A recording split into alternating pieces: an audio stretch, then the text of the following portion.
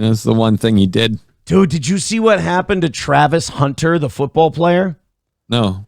Oh my God. Rough hit?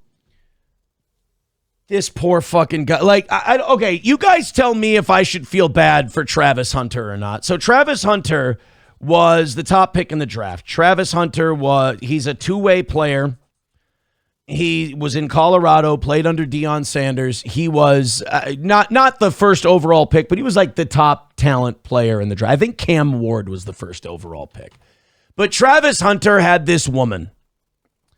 And this woman, he loved her. Just this amazing, what's her name? Leanna Lene. And people were telling him, because now he's going to come into all this money, right? People were telling him, you're going to have all this money. You should probably get a prenup if you're going to, get married, because you got to protect what you have and everything else. I want to make sure I'm getting the right article here before we really... Okay. I was worried we were going to hear about a horrific sports injury that I'd missed or something, because we'd mentioned the legs not working, and I was like, holy Jesus. So he's going to earn $46.6 million in his rookie contract over 4 to 5 years. Okay? Wow, that's not bad. And then people said, okay, dude, you're getting married. Make her sign a prenup. Like, lock this down and make sure your world is protected. Your finances are protected. And he said, no, I love her. We're in love with each other. She's honest. She's wonderful. She's amazing. I would never make her sign a prenup. That's such a distrust of our love and it cheapens what we have. Dumbass. There's now a rumor this weekend that she's divorcing him and asking for $40 million. Whap, whap. I'm just going to say this line, and usually it's not used in times like this, but it works. Every fucking time. Every time. Like, we need to get this put out of the way. This is such like a gaslighting thing women do to men, is that if you make me sign a prenup, if you don't let me get at your money if we get divorced, that means you love me less. If you made all this money, and think about it as a football player, so you're sacrificing your body and, as we know now, your brains. Oh, yeah. You're really putting your body through hell to make all this money. If you try to protect that, you don't love me as much. And it's like, I feel like guys should turn that around on women more and go, whoa, wait a minute. Why are you even thinking of leaving me and getting money? Like, why wouldn't you sign this prenup? You don't have designs on leaving and cleaning me out, do you? Like, if our love is real and our love is wonderful and this is going to be forever, then this piece of paper means nothing. We can just sign it, move on, and then if things get really bad, we have a set number that you're going to get, you'll be taken care of, and you can't take me to the cleaners, so I feel protected. I don't know. I think if you're a guy and you get a prenup, I think you feel more comfortable in the relationship. You know, it's really funny. How many women have had to get a prenup? If I were Alice Walton and I were getting married, or Mackenzie Bezos, you're goddamn right I'd make him sign a piece of paper. Oh, fuck yeah. So this Travis Hunter, no. Prenups are bad. Prenups are terrible, and we love each other. And this woman the rumor is, she's out the door and she wants $40 million. There is nothing wrong. I think if you just make 6 figures and the woman doesn't make very much money, I think there should be a prenup. The rule, I think a great rule, and I think it would probably cut down on divorce too, is if there was a law that said when you get divorced, you walk away with what you came in with. You walk away with what you came in with. Anything that you guys made together, you can split it. You both leave. You walk out the door. But you get a good divorce lawyer. And like, if you divorce a multimillionaire and you can get a guy who works on, what do they call it? Contingency. Mm-hmm. And he says, I'll just take a percentage of whatever you get in your divorce settlement. Fuck. And then he'll clean that other person out. And I mean, Joe Rogan always talks about what happened to Dave Foley. Did you ever hear that story? No. Oh, my God. You know the comedian Dave Foley. Yeah, the guy, Kids in the Hall News Radio. This is one of the saddest divorce stories of all time. So Dave Foley, you've seen him in everything. Like, he'll show up on any TV show. He'll show up on any commercial. He'll show up on anything. That's because Dave Foley had to hustle to get all of his money back, because when he was doing news radio, right after Kids in the Hall, when he got the deal to do news radio, he was making good money. Sitcom stars make really good money. That's why comedians like to stop going on the road and they like to do sitcoms, because you get paid a shitload of money. And then if you go past like 3 or 4 seasons, you get syndication money, which is how Seinfeld became a fucking billionaire. So Dave Foley's wife divorces him while he's doing news radio. And she goes for the throat. I mean, she goes for everything. She gets his projected earnings for a certain amount of years. And it's based on what he's doing now and the assumption that his career's only to go up from here. So he's making, remember, Dave Foley was the star of news radio. He was, I believe, top billing guy, right?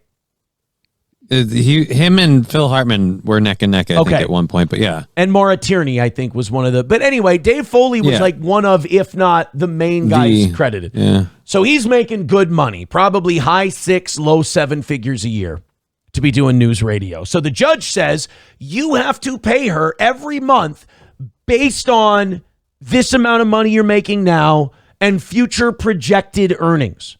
Well, Phil Hartman dies.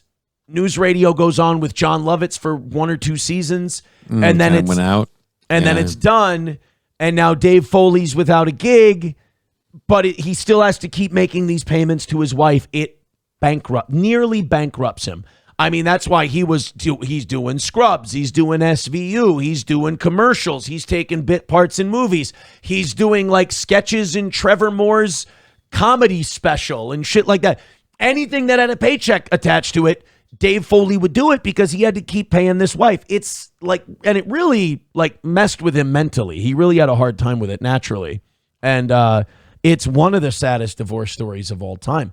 But that's what happens. You marry him when you're young and you're not particularly wealthy, and you go, well, we don't want to sign a prenup because, God damn it, I just love you so much.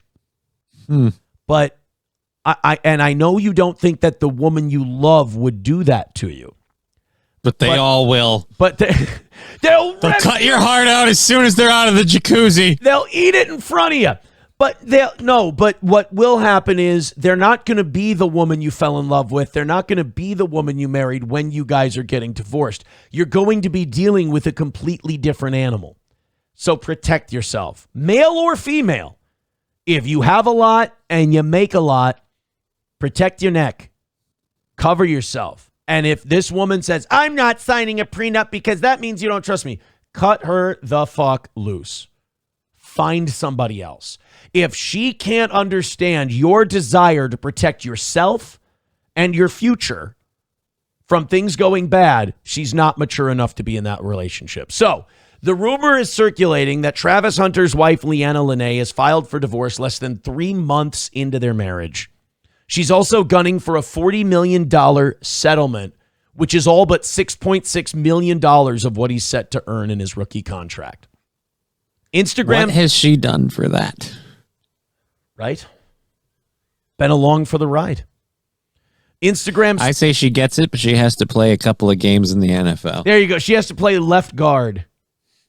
Instagram sports page Bought Up Next was the first to pick it up. They shared a screen grab of a tweet claiming Travis's wife is calling it quits on the marriage, complete with the eye-popping settlement figure. The post has pulled in over 32,000 likes and a flood of comments like, told you so, and we warned him. Oh, boy. Less than a year. I mean, I hate to sound like Herbert You dumbass. You fucking dumbass. I'm looking at this picture, and I'm sorry. You fucking dumbass. Any woman with that kind of arm ink is yeah, no, fickle. You're protecting that. Hey, I'm not saying she can't be with you for love. I'm just saying play the odds. That's all I'm saying. I was wondering what you would think when you saw this. And he's young, too, dude. He's like 22, 23. It's like, That's too young. And he's just one horrible injury away from his career being over. So I'm sure he'll make more money. Like, bro, you're going to be an insurance salesman if you snap your leg in half, you know? Protect your shit. So she'll get a good chunk of it because they'll go with the future earnings thing. They'll be like, well, he's a superstar athlete. He's clearly going to shit. And you don't make like real, you know, because remember, this money's got to last you the next 50, 60 years of your life because you retire in your early 30s from football. So you have to get to that second contract or you might not make enough money after expenses and taxes and managers and staff. Unless you really, really bank and squirrel shit away, maybe. Right. So you need to get to that second contract. So like Travis Hunter is a huge wide receiver / corner. If he can get through his first 5 years of football, which is a big if, his second contract, okay, that'll be worth $40 million a year. That'll be huge money, but you gotta make it. You got to get to that point. That poor bastard. I mean, I understand. Look, did it to himself, right? I get that he. We love each other. She's been blowing me every time I ask. Yeah, we love each other. Bapa Shab says expert level whore found a vulnerable target. Yep. Yeah. And then like marries her, and then like the goddamn contract, the ink is not even dry on that contract, and she's like, divorce. I mean, it's hard not to think that wasn't the plan. Oh, dude, that was totally the plan. They've been together for 3 months. The ink on the marriage contract ain't even dry yet, and she's ripping the thing up. Right? Yeah, people are saying he's a sucker. There's a reason none of the sports guys marry, and if they do, it's after they're retired. Yeah, absolutely. A lot of those guys, they're with a woman I think that's a good idea. Like, don't get married till you're 35 or 40 years old. So she knows that it's over. She knows that it's done. Or marry someone else who's got money, I guess. Like, it's a terrible example because they did end up getting divorced. Vladimir Klitschko and Hayden Panettiere. Hayden Panettiere is not going to try and steal Vladimir's boxing money. She's got her fucking Heroes money or whatever it is. Nashville. Well, Heroes, Scream, because she was in the Scream, the return. Nashville. Oh, I didn't watch Nashville. Yeah, that was a big one for a few seasons. I just think like she deserves a Guinness record for being able to survive birthing that man's children. Dude. I mean, we got to be careful because it could get gay really fast. Right. But a 6'7", 250-pound fucking head beating like a coconut machine is giving you super Ukrainian Soviet babies, and you're 4'11". Poor Hayden. Like I said, dude, I feel like we're willing to give fucking 4 dudes in Idaho a Guinness World Record because they ate the most beans with a fucking toothpick. She deserves a Guinness World Record for what her vagina and uterus pulled off. She squeezed out world heavyweight champion, genetically engineered, modified Rocky IV Ivan Drago babies. Well, at least they're both white, you know? I mean, unless we're including things that aren't real, like fictional shit, Homelander's kid, like birthing Homelander is the only thing more impressive than that. Squeezing out Superman. I mean, Jesus Christ. My husband, 20 heavyweight title defenses, one of the longest reigning champions of all time, 6'7", 250. I think I'll marry that at 4'11", 102. Well, at least this way she never had to get on her knees. That's true. You think there were ever times where Vladimir Klitschko was like, is this wrong? She's so small. Like, am I doing something? Am I breaking a law?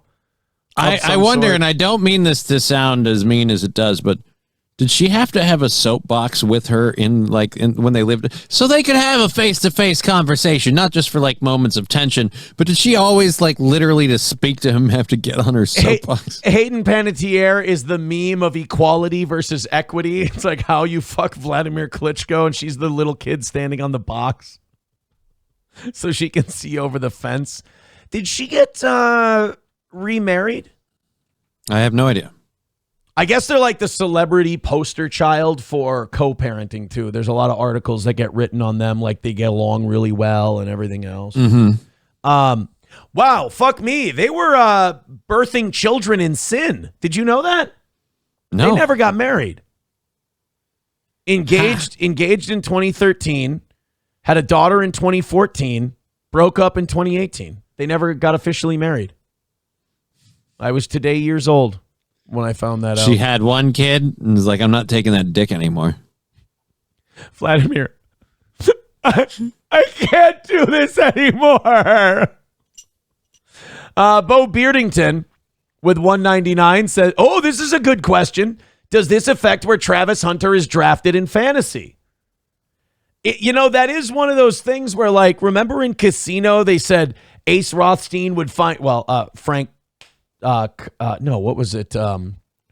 Rosenthal. But Ace Rothstein in the movie, he would find out if the quarterback was on coke, and he would make that part of the betting thing, or what kind of wood the basketball gyms had for the way the ball bounced and everything else. Yeah, I wonder, like, is that going to fuck with him? Getting divorced. Sometimes those guys go through really shitty things, and it allows them to just laser focus on football because it's the only good thing they have when everything else is falling apart. Mm-hmm. And then you have guys like Mike Tyson who, he's married to Robin Givens and he's beating the living fuck out of her, and then they get divorced, and then he loses to Buster Douglas. Like, it just all your personal. It all falls bad at once. Yeah. Brett Favre's dad died, and that night he went out on Monday Night Football and threw 5 touchdown passes. So some people, they thrive on that shit. Some not so much. 135 is the number for today. Thank you guys so much for your generosity. You are fantastic people. Ryan the Garbage Man says Adrian Peterson should be the spokesman for vasectomies. No shit. Right? Dude, if I'm a professional athlete, vasectomy. If you're going around, women are just fucking flying at you. No. Whether you want to wear a bag or not, fuck it, there is no way that this is happening. Bappa Shab says Brett Favre's dad should have died more often. I wish Brett Favre's dad could have come back to life in 2009 for the NFC Championship game and then died at halftime. That would have been great. We could have won a Super Bowl. I'd bring Brett Favre's dad. It's a win-win. Brett Favre gets to see his dad one more time. And then Brett Favre's dad dies again so that he can perform well. I need a necromancer and a gun. Yeah. Why? I have to bring back Brett Favre's dad and then kill him. Yeah, Brett Favre is like, my dad wouldn't want me to throw across my body in the closing seconds of a game when we're in field goal range with a chance to win. And then he just runs for 4 yards out of bounds, and we kick a 50-yard field goal to go to the Super Bowl. Damn. I do want to point out, because some people are saying, well, the Travis Hunter thing, I don't think it's true. It is a rumor.